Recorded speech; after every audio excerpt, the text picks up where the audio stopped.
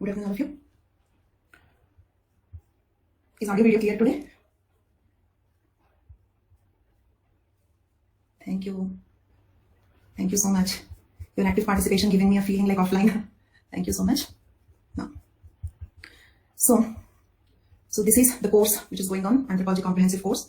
Like for any students who are attending this class for the first time, like this is 5 months course, 6-day week, every day 2 hours class. Minimum 99% of the syllabus will be completed, and 400 plus previous questions will be discussed. So this is what is the course, and you can take the subscription with the referral code HIMABINDU, HIMABINDU. Okay. So if it is your first class, like the recorded version of the first 3 classes is available. Quickly complete those 3 classes also, so that will give you a good continuity. Okay. So anybody else who is attending the class for the first time, try to cover up the earlier 3 classes. So we are in the 4th session. Okay. So we discussed about marriage definition. Okay. Then types of marriage. These are all different types of marriage we have seen. Okay. And then we understood that monogamy is the most common form of marriage. Then we discussed rules of marriage, like positive rules, negative rules. And in the negative rules, we understood that negative rules come in the form of prohibitions. So prohibition of marriage from this category. Don't marry widows, don't marry other caste. Okay, don't marry brothers, don't marry parallel cousins. So this is how the negative rules are. So example, incest taboo. It's a ban on incest, where incest is an unwanted sexual relation, an unaccepted sexual relation. So we have seen theories explaining the incest taboo. Then we have seen means of acquiring mate, that is how to get the bride to get married. Then we understood that, like, though there are several means, all means are not equally accepted, or same way all are not legal also. And also we understood that in one tribe we can have more than one means of acquiring a mate. Then we discussed a case study on Nair marriage.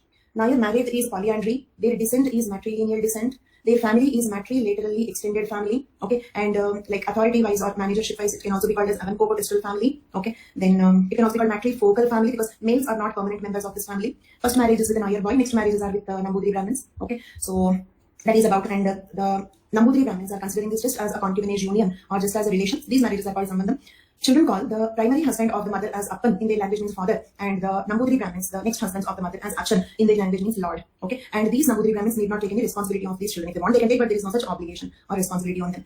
With that, we completed that case study also. Now moving on to the next topic, marriage payments. Marriage payments. Okay, so what I will do is, today's PPT I will upload in the notes section. Okay, I will upload it because in this I have also added family notes. So marriage, family together I will upload in the notes section later. After this class I will upload. Okay, PPT, PDF both are the same. Like I kept almost everything because I believe in visual memory. Okay, means say for example, if I say Karnavan, that is volatile. If you see the word Karnavan, then that will be more strongly registered in your mind. Okay, so if I say matrilineally extended family, that is volatile, it will go. Okay, but if you see the word matrilineally extended family in red color bold, then your brain will remember it for a longer duration. So I believe in visual memory. So I kept almost like all the points in the PPT also. Whether I give in the PPT format or like normal PDF format, whatever it is, the content is the same. Okay, so which format I did not decide, but marriage and family together notes I will upload in the notes section after this class. Fine. So next topic is about marriage payments. We have 2 types of marriage payments, dowry and bride price. Okay, so from marriage chapter we have only 2 more small topics left over. Actually today's class is scheduled for family. For family, in fact, 2 classes are sufficient, but willingly I kept 3 classes for family in the schedule because I had a doubt that marriage chapter will be extended partially in today's class also. Okay, so family chapter will be completed in the next 2 classes. Today we will complete marriage and we will start family. Okay, fine. So once again, good afternoon all of you. Thank you so much for active participation. Okay, giving me a feel like offline. Okay. So marriage payments. There are 2 types of marriage payments, dowry and bride price. So what is dowry? It is described as an Indo-European institution. Means this institution. Basically, you may ask me one question: what is an institution? What is an institution? Okay. Let me first explain what is an institution. In fact, we study about social institutions. Social institutions in society chapter. Okay. We have a topic called social institutions in society chapter, not in marriage. But already I used the word few times. So let me tell you what is a social institution. Okay, remember it, and I will not explain much when we discuss in the society chapter. But notes will be given in the for social institution. You need not write this rough work about social institutions. Notes will come in society chapter. Okay, we have some things called as folk ways. Look at the word, use the word once. Folk ways. Folk means what? The common people. Folk way means what? The way the folk is doing it. The way the common people are doing it. Okay, common practices in the society. So what are folk ways? Folk ways are nothing but some common practices. Some common practices in the society. The way the common people are doing it. The way the folk are doing it. Right. Then these folk ways over a period of time, will become customs. Customs. Okay, means what? Let us suppose if 60% of the people do it in one particular way, we may call it as a folk way. And these percentages are not fixed. I'm just using these percentages to explain you the concept. In society, if 60% people are doing it that way, then we call it as a folk way.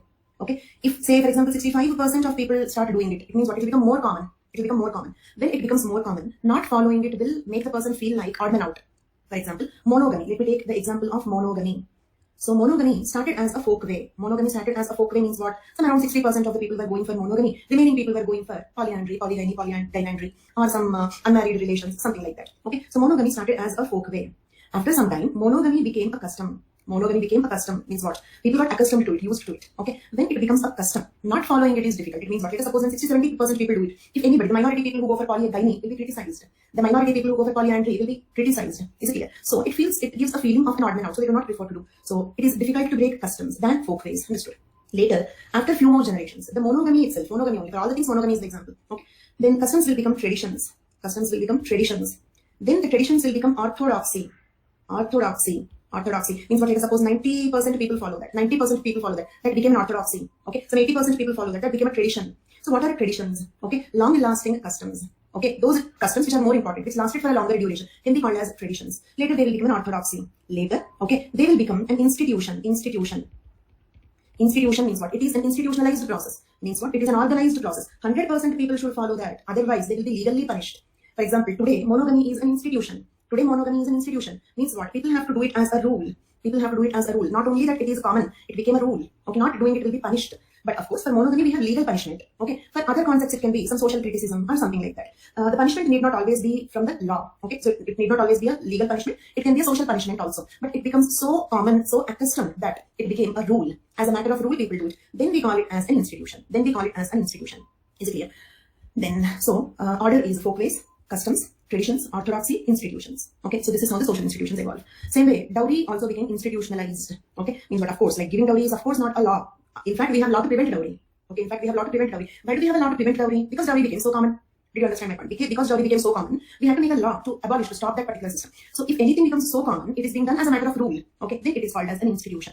More about institutions we will discuss in society chapter. And don't worry about the notes on social institutions. This flowchart is given in the notes for society chapter. Okay, and repeat the order. Okay, folkways, customs, traditions, orthodoxy, institution. Okay, but this concept will be discussed again in society chapter also. I hope it is clear for everybody. So, dowry is described as an Indo-European institution. Okay, means what? It is a regular practice in India and Europe. Erikson, an anthropologist Erikson, remember the thinker's name here. Erikson has defined dowry as the bride brings gifts from her family into the marriage. Bride bringing the gifts from her family into the marriage. Often household utensils, linen, that is cloths, and other things for the home. So this is how Erikson defined the dowry.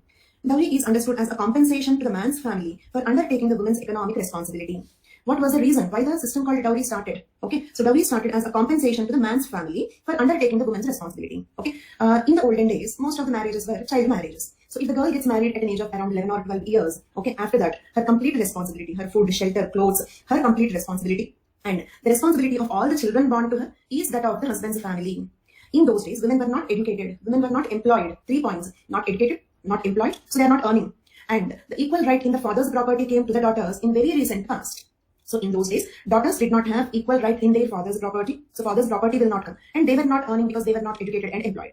So if a girl gets married at the age of some 11 or 12, from that age onwards till the rest of her life, her complete expenditure is that of the man's family. So some dowry is offered by the girl's family as a compensation to this expenditure, and the responsibility is undertaken by the man's family. This is how the dowry started. But today it is an outdated tradition. Why it is an outdated tradition? Because of the same 3 reasons. Today the women are educated, employed, because of the women reservations and preference of women in various sectors. Okay, in many jobs, women are being preferred also. Okay, say for example in the hospital industry or in the teaching industry or in all the front office jobs. Okay, so in many such common regular jobs, the women are even being preferred, and women reservations both in education and employment. So there are many cases that the wife is employed but the husband is not employed. The situations are changing, and also the women presently have equal right in the father's property. The girls have equal right in the father's property. So in this context, dowry is an outdated concept. Okay, then dowry is seen as a burden on the family of the girl. Then sometimes the parents of the daughter are obliged to borrow from the money lenders. Okay, and these are some negative consequences of dowry. So let us see what can be the negative consequences of dowry. Okay, so tell me some negative consequences of dowry. Indebtedness, very good. Indebtedness. Then economic burden, female feticide, and because of the female feticide, domestic abuse, domestic violence, harassment, psychological impact. Okay, so all these are the negative effects of dowry system. Okay, indebtedness, feticide, and because of this issue, the declaration of the gender during the pregnancy is made illegal. Presently, the doctors do not have permission to declare the sex of the baby to the parents during pregnancy. So infanticide is becoming not possible. So they are going for feticide is becoming impossible. So they are going for infanticide. Okay, killing the just born newborn female babies. Okay, this leads to skewed sex ratio. Women's number is decreasing in the population. Okay, and also like economic burden and domestic violence, both psychological, okay, and physical, both psychologically and physically, domestic violence. All these are the negative consequences of dowry. Okay, and yes, so one more negative effect is lesser education. Okay, because girls' parents are thinking that if we spend more on the girl's education, again we have to spend on her marriage also. Okay, so why double expenditure? Anyhow, she's going to get married, and even if she's educated, even if she's employed, her salary goes to her in-laws family or her family. She's not going to support us in the old age. So why to educate the girls? So let us spend all the available money on the boys' education, so that at least the sons will take care of us in the old age. So because of this viewpoint, the fathers of the daughters are not preferring to get them educated. And one more thing, if the girl is educated, we have to bring more educated man for her, because in general in patriarchy, even the women expect the husband to be in a better status when compared to her. It's not only that the men want to dominate the wives, even the women want the men to be in a better status when compared to her. Okay, so the girl is educated, to bring a boy who is more educated than her may require more dowry. Okay, and because of that, like, they're also preferring early marriages, child marriages.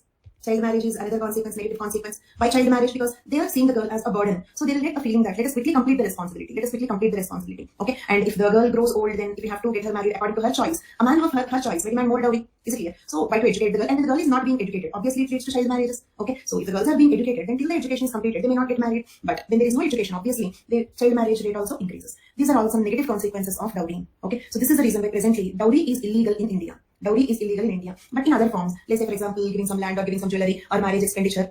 Okay, or you have to bear the economic responsibility of sending my son to USA for higher education. So the dowry presently is operating in some casual ways, not in the form of taking some cash from the girls. Is it clear? So, but as such, the dowry is made illegal in India. Okay, then presently, as I told you in some previous class, bride price is more common in tribal societies, whereas dowry is more common in non-tribal societies. But the tribals are being influenced by the non-tribal community, particularly Hindus. Why particularly Hindus? Because Hinduism is the major religion in India.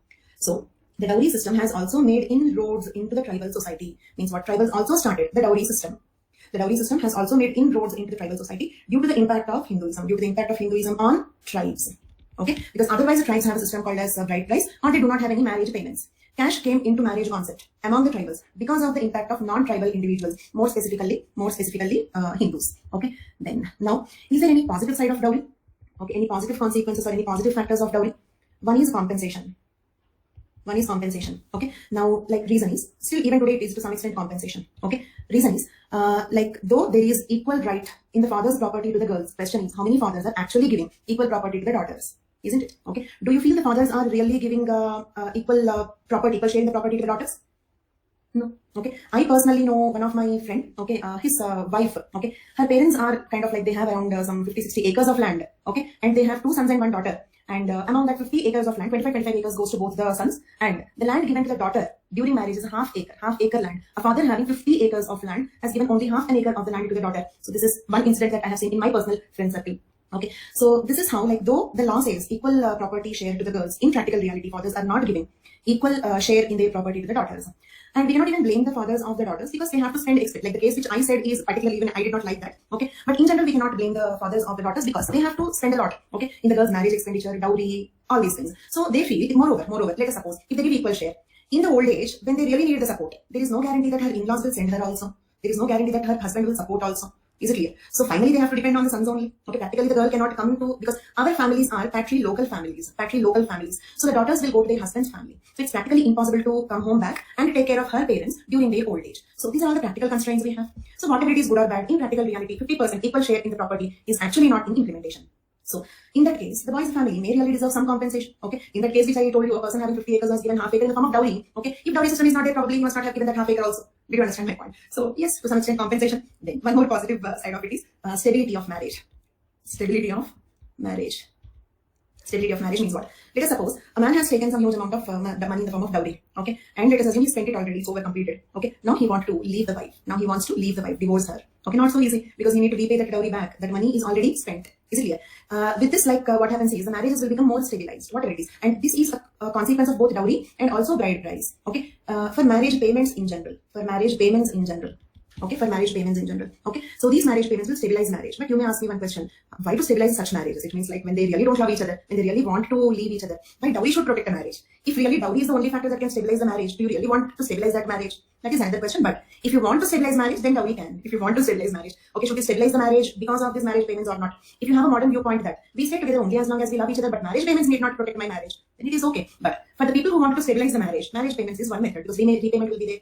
Okay, and some obligations will be there. All these issues will come into the scenario. Breaking such marriages is not easy. Is it clear? Okay, and taking money is fine, but giving money back is like something which no one enjoys. Okay, so breaking such marriages will become more difficult. Then, because of the one more positive aspect is, okay, some in general, let us suppose there is no marriage payment, there are no other issues, then the relation will be only between the girl and boy.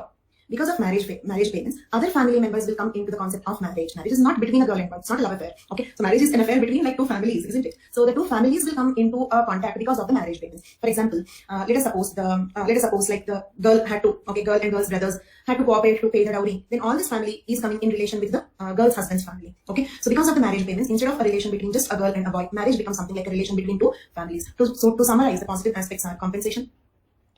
Okay, and then next one we have seen is stabilizing the marriage. Okay, and the third one is, what is the third point we discussed in the positive aspects? Relation between families. Okay, rather than relation between just girl and boy. Okay, now next one is bride price. Let's have a small discussion about the bride price also. Okay, one question to you all, one small logical question.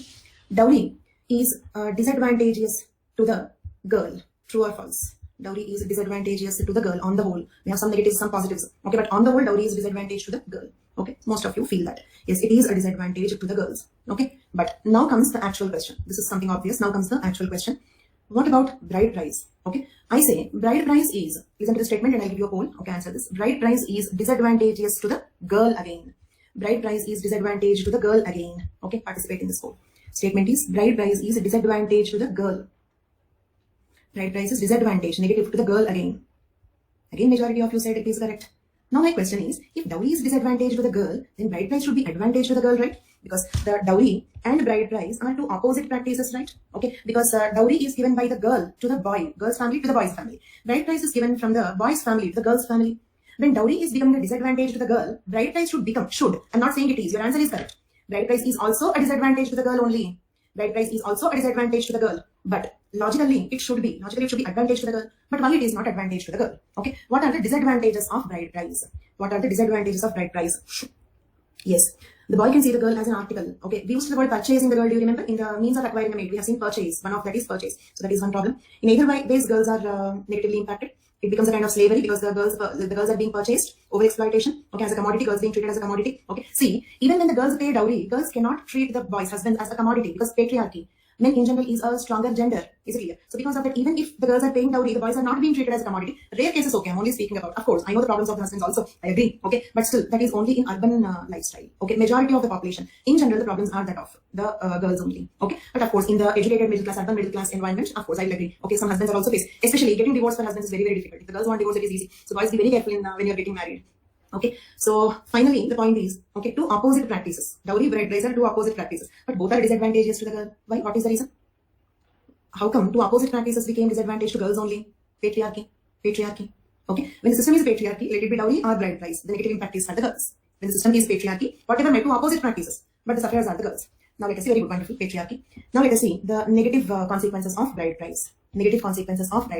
Okay, now, okay, so what are the negative consequences of bride price? First one, child marriages. Because remember here, bride price is not being paid to the girl. Bride price is being paid to the girl's father. Okay, so the father will try to save the girl's own. Okay, and don't think in the context of your father. Okay, your father will be too friendly to you, too loving towards you. So this is all middle class urban or higher middle class urban culture. Is it clear? When fathers are not hesitating to kill their daughters, when female feticide, infanticide is becoming so common. Okay, so obviously it's not unexpected that they will try to save the girls at an earlier age when higher bride price is offered to them. We cannot think from the middle class or higher middle class educated urban section. Okay, so most of you are from that section which I said. Okay, so that is the reason why it feels like, can a father do like that? Of course, we feel like that only, but that is reality. Okay, so child marriages. Okay, then increase in the widowhood means number of widows increased. Why number of widows increased? Let us suppose an old man and a young boy, exceptions apart, an old man, a young boy, who can pay more bride price in general. Old man, because he gathered wealth all through his life. Okay, so old man. So when the girl's father wants more bride price, he would prefer to give the daughter to an old man who can pay more bride price. If a young child is married to an old man, there is always a higher chance that the husband dies at a very young age of the wife. So that increases the number of widows. Exceptions apart. There are a few people who die at the age of grandchildren die, but still grandparents are living. That is also possible. Okay, means what? This young wife may die first, but these are all exceptions. But in general, as a matter of generalization, number of widows increases. This also leads to prohibition of widow remarriage. Prohibition of widow remarriages. Sati Sahagaman also, yes. Okay, Kalpana, correct, Sati also. So prohibition of widow remarriages. Why? Because like when the girls are purchased, they are being treated as a commodity. If the girl became their commodity, they purchased the girl. Okay, so why do they prefer to get the girl who they purchased again married? Did you understand my point? Okay, a family purchased a girl. Why do they prefer to get her married again? Okay, so because of this, there came a concept of prohibition of widow remarriage. Okay, and also the practice of Sati or Sati Sahagaman.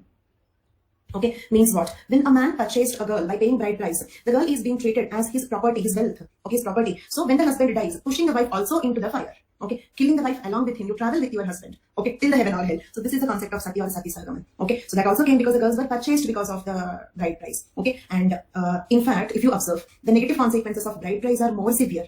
The negative consequences of bride price are more severe than the negative consequences of dowry. Is it clear? Because at least in dowry, domestic violence or killing the brides is rare. Domestic violence or killing the brides is rare. We hear such cases in the news. It becomes a news if somebody does it, right? But when Sati Sahagaman was in practice, it was an institution. It was kind of a rule. The wife must be thrown into the fire. Is it clear? That was not, of course, we do not have this practice today. It was abolished. Okay, but when that was a practice, that was implemented as a rule. Almost every widow was thrown into the fire along with the husband. So on the whole, the negative consequences of bride price are more severe when compared to that of dowry. Okay, now. Positive consequences, same as marriage payments. Let us read out a few points about bride price or bride wealth. Bride price is also sometimes spoken of as bride wealth. Bride price, bride wealth, both mean the same.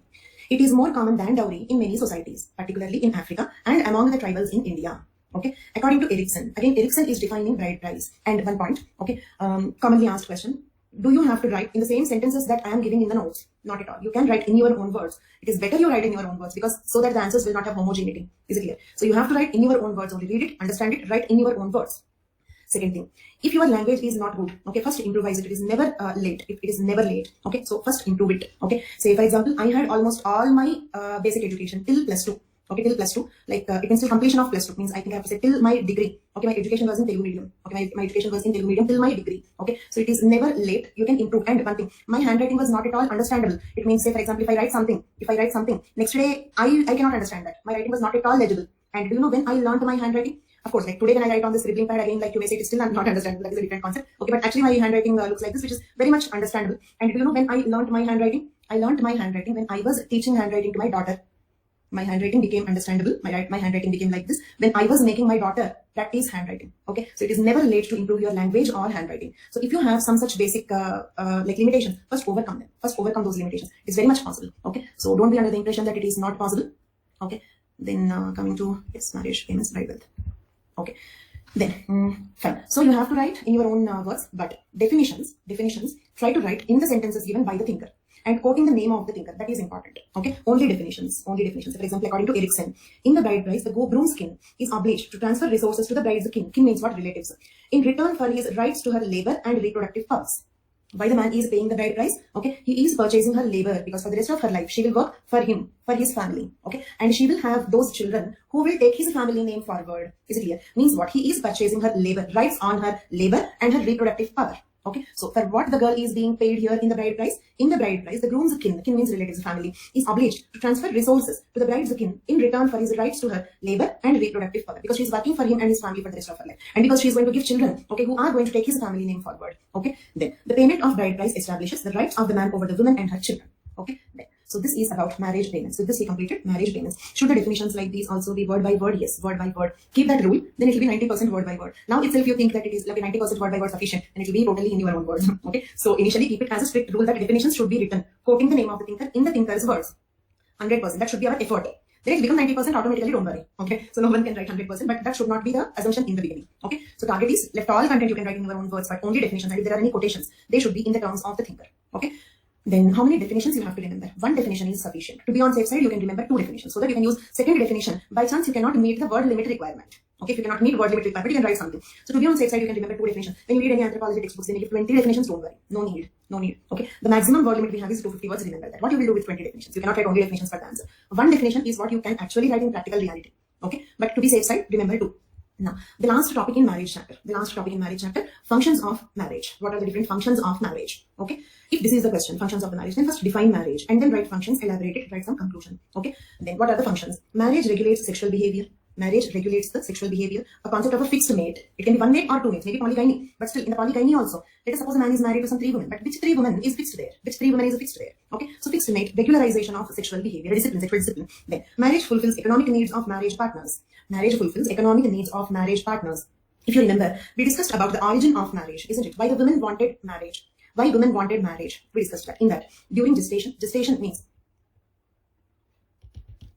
pregnancy. During gestation, during lactation, during childcare, she needed the support of the husband to take care of the baby, right? So it means economic dependence. That is the reason why the marriage started, and that is the reason why the marriages are stable for several decades.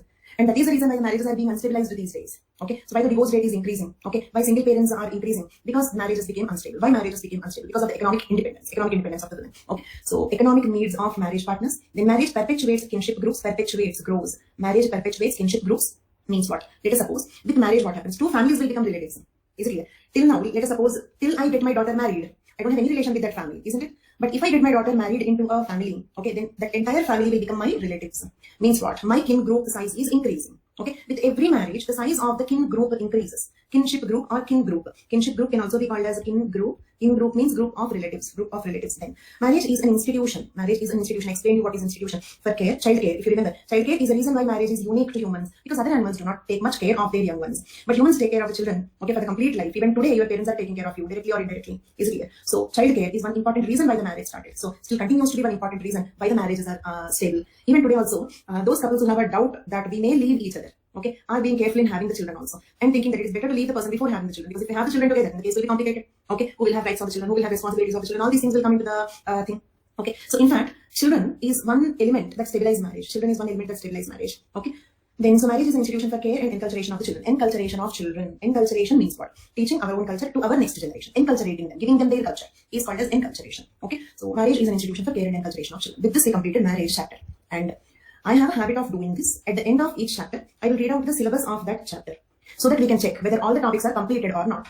Since the time I started teaching option, I have been doing this. Okay, so at the end of each chapter, I will read out the syllabus of that chapter so that we can check whether all topics in the chapter completed or not. Okay, first definition and universality, done. Then laws of marriage. Next topic, laws, and you keep checking whether each topic is completed or not. Laws of marriage. Now let us see what they have given under the laws of marriage. Endogamy. Okay, quickly answer. What do you mean by endogamy? All of you, active participation, please. Within the group.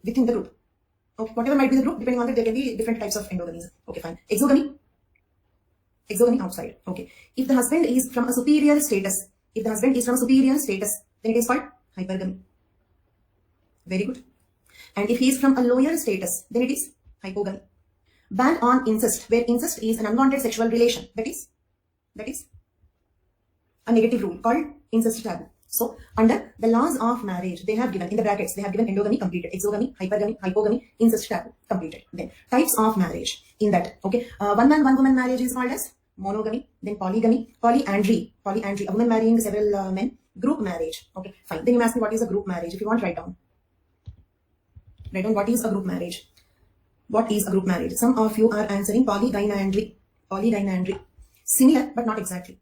Group marriage is not polygynandry. Group marriage is not sororal. Group marriage is not familial. Group marriage is not levirate. Okay, group marriage is not something that we have seen till now. I still did not tell you what is group marriage. Okay, I still did not Pandava. That is also by polyandry only. No, I still did not tell you what is group marriage. So what it can be, but it can be any cases, not polygynandry. Multiple weddings, no. Okay, 2 groups mating with any person belonging to the other group. Sneha, correct answer. So let me tell you what is a group marriage. Okay, group marriage means, interesting, listen carefully. In the tribes, particularly nomadic tribes, they move from one place to the other place. Hunters gatherers are usually nomadic because when they hunt in one place or when they gather some fruits or tubers in one place, after some time, okay, the animals there or the fruits or the resources, the grass there for pastoralism will be exhausted. Then they have to move on to the next place. So usually hunter-gatherer tribes are nomadic. Okay, so when they move from one place to the other, in their journey, there is a chance that they encounter another tribe. Is it clear? Let us suppose this is one tribe. This is another tribe. Okay, so tribe number 1, tribe number 2 encountered each other. They came in contact with each other. Means the tribe number 1 went to the place of the tribe number 2. Okay, in the process of their journey, because they are nomadic tribes. Now, these 2 tribes will have a conflict. About their hunting ground. In history, okay, when there was conflict between 2 kingdoms, what they used to do to settle the conflict, if not war, then marriages. Okay, so if there are any conflicts between 2 kingdoms, there were historically 2 ways of settling the conflict. One is war. Second one is marriage. Same way here also, they had a conflict between each other. The 2 tribes are fighting. Actually, this fighting can even, because at that time there was no law, okay? So there were no prisons, there were no police, army, nothing. So at that time, there is a chance of killing each other also. In these fights, they may kill each other, okay? So instead of conflict, instead of war between them, okay, get the two tribes married. Look at here.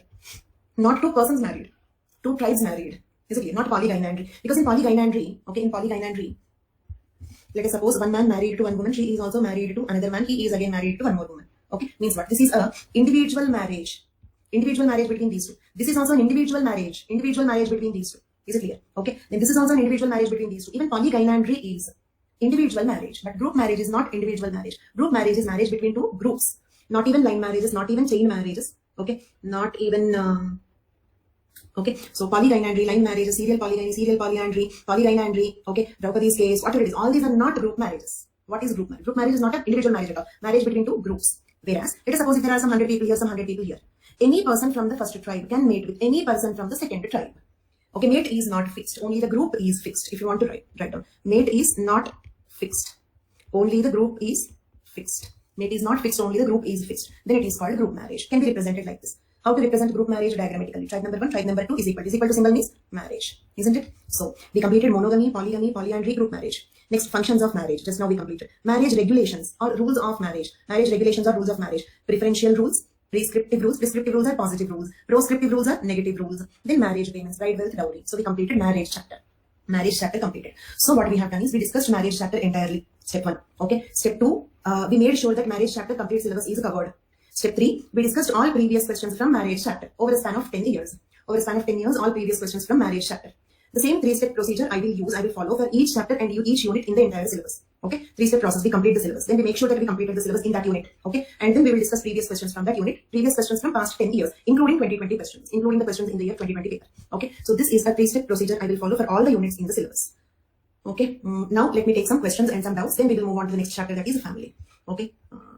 Notes is sufficient for 2021 exam, 2022 exam, whatever might be the exam, notes is sufficient. And also soon I'm publishing the book also. So the total content comes in the form of a proper textbook also. That is made exactly according to the syllabus, UPSC syllabus. That also you can go through.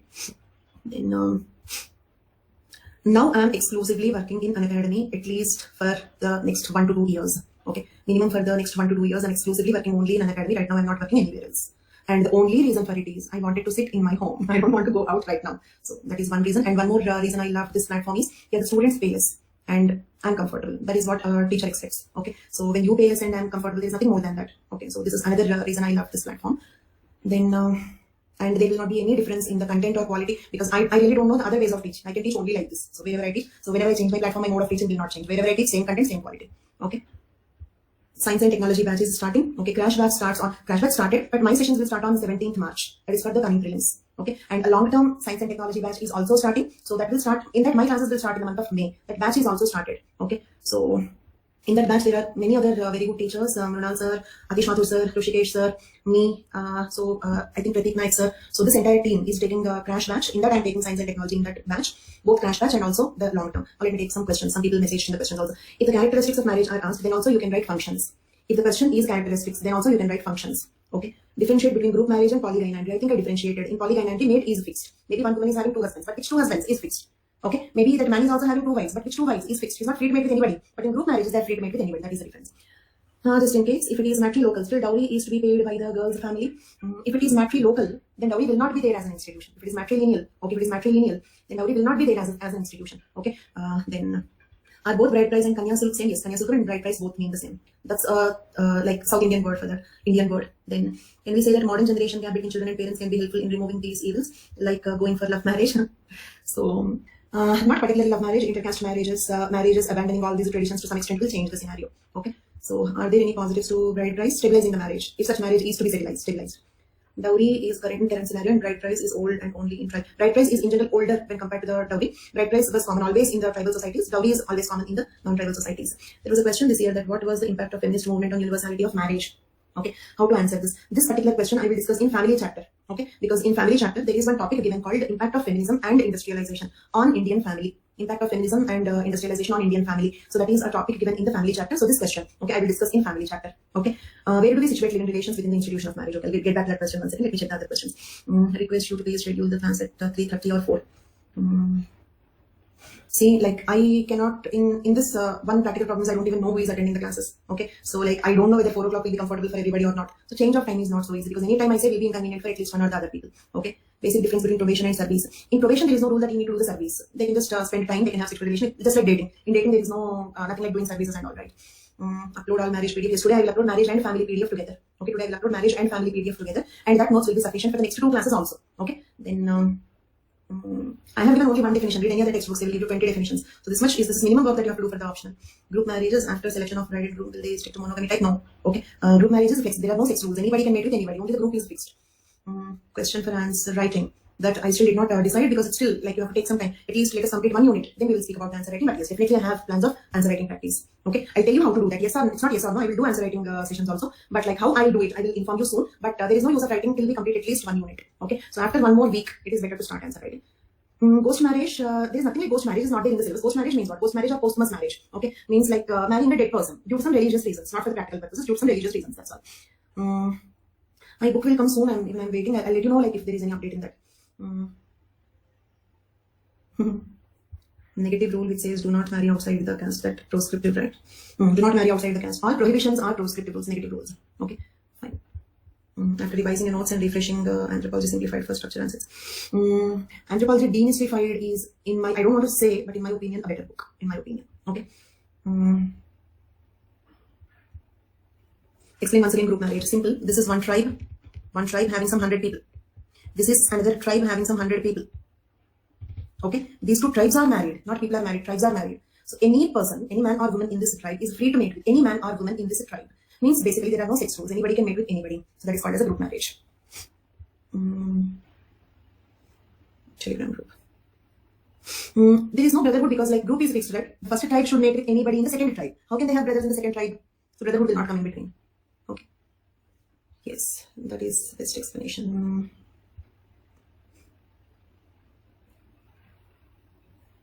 Self-study is possible, but time-taking. Okay, so see, let us suppose when I'm like at this age, if I learn, I cannot become an IAS officer. So time is also important. It's not only like finally understanding anthropology, done, now I can die. It's not like that. So you have a time constraint. Okay, so self-study takes time, unnecessary time. Okay. Anthropology batch 21. This is only first batch. I hope I will take till 21st batch. So in my view, the purpose of like, basically I'm a person, and like in my school days or in my college days, I was the person having least attendance. I was the person having the least attendance. I always used to bunk the college or even the school also. Okay. Because I cannot listen if some, like whatever I learn, I read and learn. Even I'm very bad at watching videos and understanding the things also. The only way I can learn is read and learn. Okay. But the point is, you are students. Your target is not learning anthropology. Your target is clearing UPSC, which is a time-bound process. And you have to cover so many papers. So self-preparation will definitely consume unnecessary time from you. Okay. So it is better always to have a proper guide. Okay. Yeah, that is also one thing fortunate. Like I was the person having least attendance as a student, and I was the person having maximum attendance of the students as a teacher. Means like when I used to take classes offline, the class was always full. Even on the last day, the class was always full. Yes, same like me, Krishna. Okay, fine. So with this we completed, but please don't bunk my classes. Come, okay. Shall we move on to the family chapter? Definition and universality of family. See, Telegram group as such, I still did not make, but soon I will make. So very soon I will make. I have to discuss these things with the team, for which I'm not getting sufficient time, because I still did not complete my previous batch that I was taking. So right now, like I'm taking classes at 2 places. So right now I'm little busy. I have to discuss it with the team. So soon I will make. Soon I will discuss about answer writing also. Fine. Now enough of our friendly discussion. Coming to the definition and universality of family. Definition and universality of family. There was a previous question. Okay, define family, critically examine universality of family. Okay, this is what I told you. In 2020, they have given a similar question on marriage. Okay, they have given a similar question on marriage. It is impact of feminism on universality of marriage. Okay, so that I will discuss after I complete family chapter, because there are 2 important elements in this. We have to discuss about universality, and also we have to discuss about feminism. Feminism is discussed in family chapter. So even after I complete feminism, then I will discuss about that 2020 previous question. So the question in the year 2015, 15 marks question is define family and critically examine the universality of family. Define family and critically examine the universality of family. Okay, so the question is define a family. How many definitions you can write? How many definitions you can write? 1 to 2 definitions is sufficient. Okay, now let us see George Peter Murdoch's definition. G.P. Murdoch or George Peter Murdoch's definition of family. Family is a social group characterized by common residence, means people live together in a same residence, economic cooperation. For example, your parents will support you today economically, and you will support your parents economically in their old age. Husband supports wife economically, and if the wife is also employed, they both support each other. So economic cooperation and reproduction. Three characteristics. What are they? Common residence, economic cooperation, reproduction. It includes adults of both sexes. Means what? A group of boys cannot be called as a family according to Murdoch. I'm not telling that it cannot be called as a family as a matter of fact. But according to Murdoch's definition, a group of boys is not a family. A group of girls is not a family. Is it clear? Okay. It should have, if it is a family, the group should have adults of both the sexes. Okay. Can we call a co-education classroom as a family? Like both the males and females are there? No. Because at least two of whom maintain a socially approved sexual relationship. Okay. At least two of them should maintain a socially approved sexual relationship. Okay. Not only having a sexual relationship, that must be socially approved. And they must have one or more children. Own or adopted. They need not be own children. Own or adopted. Of the sexually cohabiting adults. Means what? Let us suppose like the man is having children, okay, in some other family, with some other wife. Okay. Now he got married to another wife. So these two do not have any common children. So that cannot be called as a family. Okay. Let me try to draw that. Okay. Let us suppose a man is having two wives. Okay. Then here he had a son. So this unit is a family. Okay. But now look at here. A man is married to two women. With her, he had a son. Okay. But this is not a family. Understood my concept? Why? Because he is not the son of this sexually cohabiting couple. He is the son of some other lady. He is the son of the man, but not the son of this woman. Okay. So children own or adopted of the sexually cohabiting couple. Here the son belongs to only the man, not the woman. Okay. So this is not a family. Look at both the diagrams. This circled part is not a family, but this is a family because here the son is a common son of this sexually cohabiting couple. Is it clear? Okay. So that is the meaning of this definition. So now let us read out the definition. In fact, this definition contains even the characteristic features of family. Okay. What are the characteristics of family? Okay. Common residence, economic cooperation, reproduction, adults of both sexes, and socially approved sexual relationship. One or more children can be own or adopted of the sexually cohabiting adults. This is G.P. Murdoch's definition. Okay. If the wife dies, what is that family called as? I will let you know in the types of family. As we have seen the types of marriage. Okay. We are like kind of going to discuss about types of family. Okay. And now, Levi-Strauss definition. He was a hard field worker. Field work is one important research method in anthropology. Okay. Levi-Strauss, who was a hard field worker, said that the prime condition of a family is marriage. The prime condition of a family is marriage. Means what? Let us suppose without marriage, even if you have common residence, economic cooperation, reproduction, approved sexual relation, children, everything, still it is not called as a family according to Levi-Strauss. Levi-Strauss would call it as a family only if it is formed due to marriage. Okay, this is Levi-Strauss' opinion. Next, John Lewis. Even if I give more than two definitions, then you can choose to write any two of them. John Lewis' definition of family. And slip of my tongue if I say marriage, don't get confused because last 2-3 days I must have said the word marriage thousands of times. So as a continuity, again, like I may say like universality of marriage, types of marriage, something like that, don't get confused. We are discussing about family only. Okay, marriage over. Okay. John Lewis' definition is family, the key institution in society. According to him, family is a very important institution in society. Is family a social institution? Yes, because we all have families. Okay, means what? When it becomes so common, okay, then it is an institution. Family got institutionalized. Now, is family a social institution? Discuss. Was also a previous question. But I will discuss that question in society chapter. Why should we discuss it in society chapter? Because to write the proper answer for the question, is family a social institution, we should also know the definitions of social institution. Proper definition of social institution. The characteristics of social institution are also very important. Okay. So after we complete society chapter, we will discuss the question, is family a social institution? Discuss. Okay. So according to John Lewis, family, the key institution in society, consists of one or more women. Why? Because John Lewis is considering polygyny also. With one or more men means he is also considering polyandry and polygynandry. One or more women living with one or more men and their children. Okay. It has socially approved sex relationship.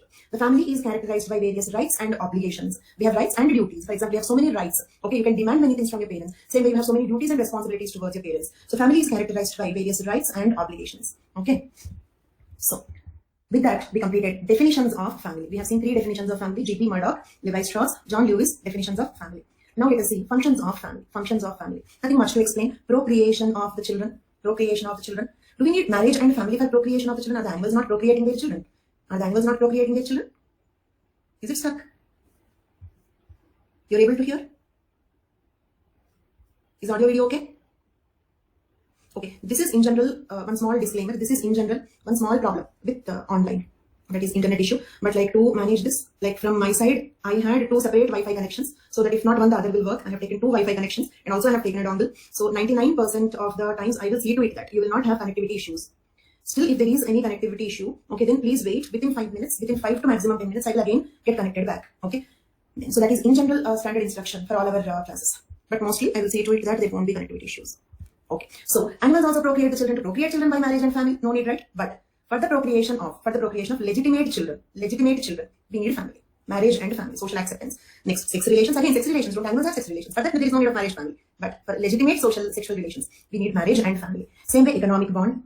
Family is a long time group. It's not like some classmates or co-passengers or some colleagues, or it's not like that. It's a lifelong bond. Whether you like the person or not, you have to stay with them for the rest of your life. Say, for example, you do not like the personality of your father or mother. Still, they are your father and mother. Okay, you don't like your son or daughter as a person, but they are your son or daughter. Okay, can't help. They can choose friends, but they cannot choose family members. And is it stuck? Okay, so family is a long time relation. Then emotional base. Okay, for any emotional problems, family will give you support. Sense of responsibility. Your parents will feel responsible about you. Same way you feel responsible about your parents. Okay, and let us suppose an elder sister will hesitate to go for a love marriage or elope or something like that, because it will become difficult for the younger sister to get married. Okay, or the family members will hesitate to involve in some crime, so that the entire family will be incited. Entire family. Let us suppose if any person is involved in any crime, the first question that will be raised is on, okay, their upbringing. What kind of a family they belong to, what kind of an upbringing they had. This is one point which is socially analyzed. So if anybody does anything wrong, then the entire family will be blamed. Okay, today it is only blamed. In the primitive societies, it was totally excommunicated. Okay, today mostly it is individual responsibility. Okay, but in the olden days, it is like there is a common responsibility of crimes also. If any member of a community or a family does any crime, the entire family or the entire community or the group will be excommunicated. So sense of responsibility. Okay, if I do this, my family members will suffer. Okay, so or I have to take care of my parents in the old age. Our parents will see that I should get my children educated. I should get them married to a proper person. Okay, so this is our sense of responsibility. Social control, very very important, very very important. Listen this carefully. If there is no marriage, family, religion, etc. Okay, only law cannot bring social order. Cannot bring social order. Just imagine if we all decided to commit crimes, then the prisons will not be sufficient. If every human being in the population decides to involve in some crimes, then prisons will not be sufficient. The forces will not be sufficient. Military, different forces will not be sufficient. Police, all armed forces together also cannot control the society if we all want to involve in the crimes. Most of us are not involved in the crimes because our family members will suffer. Because our family members have taught us some good values. So family means the parents are punished for wrongdoing and appreciated for right doing when we were children. So because of these reasons, most of us decide not to commit crimes. Most of us decide not to commit crimes. That is the reason why. The society is under control. If marriage, family, religion, most of us do not do the crimes because we have a fear that the God must be watching. We may escape the law, we may escape the police, we may do it secretly, but the God must be watching. God will punish, we may go to hell, or like we may not get salvation. Okay, so such religion, our family members will suffer, or our wife or husband will suffer. Even economy, for example, if I do some crime and go and sit in the prison, my income will stop. Did you understand my point? So this is how economy, religion, marriage, family, these are the social institutions which control the society, which bring the social order in the society. If these social institutions are not working, okay, then only law cannot keep the society in the order. Okay, so next, upbringing of the children. Upbringing of the children is not the responsibility of only the husband. Let us suppose if husband goes for earning and mother is like with a newborn baby, who will take care of the elder children, some 3-4-year-old children, grandparents? So upbringing the children is a family responsibility, not only the married couple. Then fulfillment of basic needs like food, shelter, clothing, health, and education. Is your family supporting you for your food, shelter, clothing, health, and education? Yes, this is one important function. Then psychological security. Then family gives ascribed status. Ascribed status means what? We have 2 types of social status. Okay, one is achieved status. Achieved status means what? If you become an IAS officer, that is your achieved status. And in democracy, if somebody becomes a chief minister or a minister or a prime minister, that is an achieved status. They achieved it. Then we also have ascribed status. Ascribed status means what? A status that we get by the birth. The status that we get by birth means what? Daughter of so-and-so. Our caste is an ascribed status. Then in monarchy, the king's position was also an ascribed status. Okay, ascribed status is a status that you get because of your birth, not because of your achievements. So family gives ascribed status to the individuals. Okay, prince will become the next king because of being born in a particular family. So the ascribed status of a future king or a prince was given by the family. Then common kitchen, they cook together, common residence, mutual rights and obligations, common worship. Okay, usually we have family god or family goddess. So all the members of the family will worship the same god or goddess. Then strong affinal and consanguineal bond. Strong affinal consanguineal bond. Let me explain what are these 2 words. Consanguineal means blood relatives. Affinal means marital relatives. Okay, let me give you 3 words. Memorize all the 3 words, please, and I will ask you the questions. Okay, consanguineal is blood relatives. Affinal, okay, is marital relatives. Then there is another word, conjugal. Conjugal means wife and husband relation. Conjugal means wife and husband. Okay, so now one small question. Are all affinal relations conjugal relations? Are all affinal relations conjugal relations? Adesh, check your answer. Bhavna, also rethink about your answer. Tarun, rethink about your answer. Krishna, rethink about your answers. All the people who said yes, rethink about your answers. My question is, are all affinal relations conjugal relations? No. Okay. Means affinal relation means marital relations. Your mother-in-law, father-in-law, brother-in-law, sister-in-law, okay, daughter-in-law, son-in-law. All these are affinal relations only. All these are affinal relations. Means you got those relations because of marriage. Okay. So any relation which you get in your life because of marriage is called as affinal relation. Conjugal relation is particularly the relation between wife and husband. Okay. Means sexual relation. Conjugal relation is sexual relation. But all affinal relations are not conjugal relations. Okay. One more question. Are all conjugal relations affinal relations? Are all conjugal relations affinal relations? Little correct when compared to the first statement, but of course there can be sexual relations without marriage also. There can be sexual relation without marriage also. Okay, so you're able to hear me? Thank you. Okay, so this is the clarity between the three words: conjugal, consanguineal, consanguineal. Can consanguineal relations be conjugal?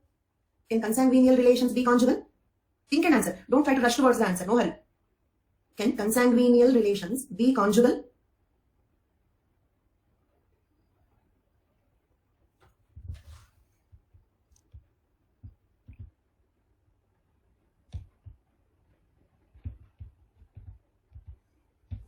Can consanguineous relations be conjugal? Answer is yes. Yes. Cross cousin marriage, uncle niece marriage. See, this is nothing but consanguineous marriages. We have a word called consanguineous marriages, right? Consanguineous marriage means what? Consanguineal relations became conjugal relations. I repeat, consanguineal marriages means the consanguineous blood relatives became conjugal relatives. Okay? But is it clear for everybody? Thank you. Then, so consanguineal can become conjugal. Are all consanguineal permissive conjugal relations? Are all consanguineal relations permissive conjugal relations? No. Correct answer. Correct answer. So I think you got clarity on this. So with this we completed functions of family. Functions of family. Okay. Definition, functions completed. Okay. Now we have to see types of family. Types of family. Non-consanguineous marriage. Is like examples means every example. Like say for example, is your mother a blood relative to your father? If not, then that is an example. My mother and father are not blood relatives, married from outside. Okay, so that is an example. And my husband is not my blood relative, so that is an example. So we have to give examples only for consanguineous marriages. Non-consanguineous marriage, no example. Remaining all are non-consanguineous marriages only. Is it clear? Anybody outside. Okay, who is not your cross cousin, who is not your uncle, if you get married, then that is a non-consanguineous marriage. Can conjugal not fall within affinal marriage or husband and wife in marriage only? Affinal means all relatives, all marital relatives, mother-in-law, father-in-law also, son-in-law, daughter-in-law also. Okay, so all affinal relatives. Okay, let me give you some statements. Okay, to summarize. First point, consanguineal relatives means blood relatives. Done. Affinal relatives means marital relatives. Okay, example, mother-in-law, father-in-law, brother-in-law, sister-in-law, brother-in-law's sister, sister-in-law's brother, sister-in-law's mother. Anybody, any distant. Okay, relation which you got in your life because of your marriage. Even wife and husband also, because you got them because of the marriage. Then conjugal word, specifically between wife and husband or sexual relation is called conjugal relation. Okay, then fourth statement, consanguineous marriage means blood relatives entering into sexual relation. Consanguineal marriage means blood relatives entering into sexual relation. They can be cross cousins, uncle, niece, etc. But most of the marriages between most of the blood relatives is incest taboo, is considered as a taboo. For example, to brothers, sisters, parents, children. Okay, all these marriages are considered as incest taboo. Okay, confused?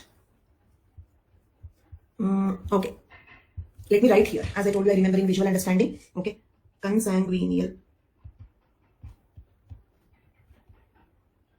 blood relatives, mother, father, son, daughter, okay, cousins, okay, cross cousins, parallel cousins, all these are blood relatives. Clear till now?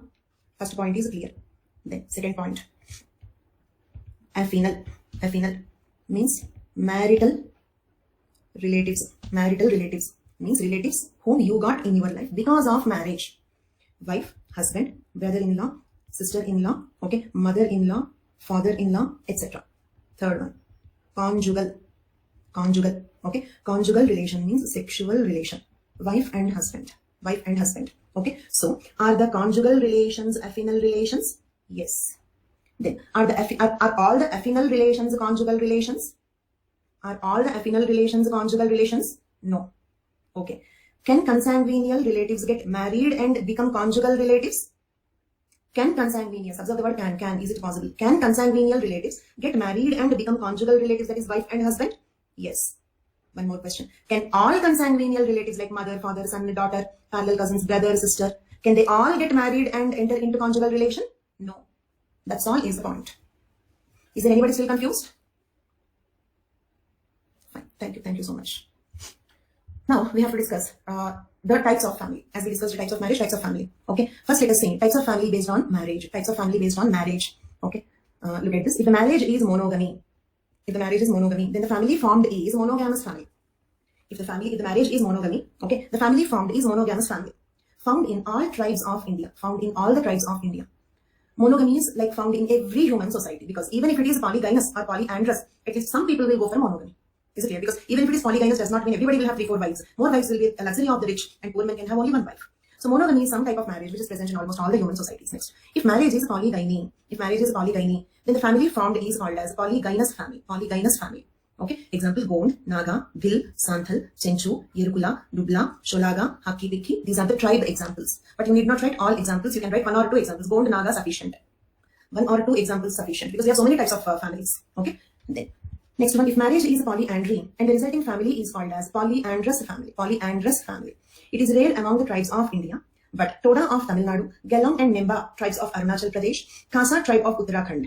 And remember, Khasi tribe is different, Khasa tribe is different. Okay. So polyandrous family is rare. Okay. Toda of Tamil Nadu, Galang and Memba tribes of Arunachal Pradesh, Khasa tribe of Uttarakhand are the examples. Okay. Nayar also, but I have given Nayar as an example little later. Okay. In some other case, I have given that example. Next classification is depending on descent or succession. Okay. Types of families depending on descent or succession. Okay. Means like how the family membership or the property are descending down, how they are handed over to the next generation. So that is by descent or succession. Okay. Patrilineal descent. In a family, if the descent is patrilineal, then it is called patrilineal family. Okay. Patrilineal family. Example: Gond, Santhal, Ho tribe, etc. Okay, so patrilineal family means in the family, if the descent is a patrilineal descent, okay, then like the type of family is called as the patrilineal family. These are the examples. Next, matrilineal family. Example: Khasi Garo. Matrilineal family. Example: Khasi Garo. Matrifocal family. But what is matrifocal? I told you already. A family in which only the women live along with their children. Males are not the permanent members of the family. Such a family is called as matrifocal family. We completed this, I told you, in the marriage chapter itself. And there was one question here. Descent family means. It is not descent family. Type of family based on descent. Type of family based on descent. Descent means how the family membership or the property are being handed over to the next generation. Inheritance. Type of family based on the mode of inheritance. There is no word called descent family. Okay. Then, if the descent is a patrilineal descent, then it is called patrilineal family, matrilineal family, matrifocal family. Okay. Some matrilineal families are matrifocal families.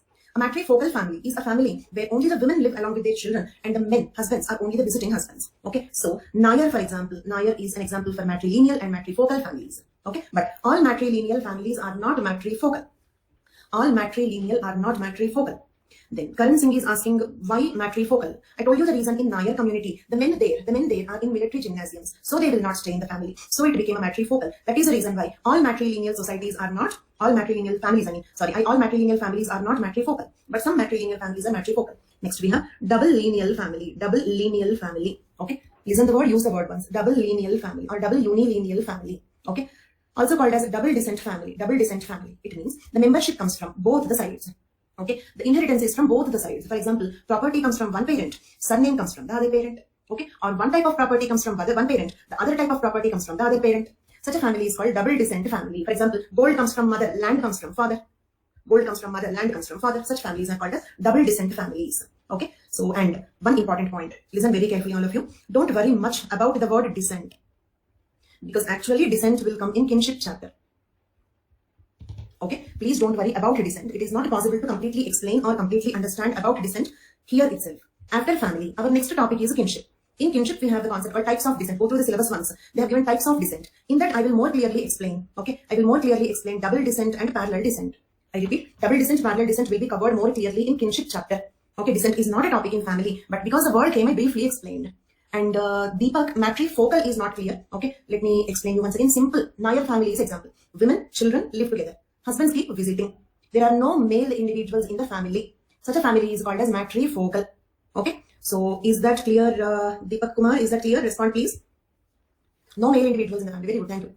So Next.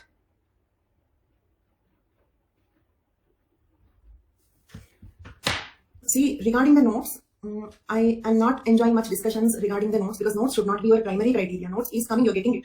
Is it clear?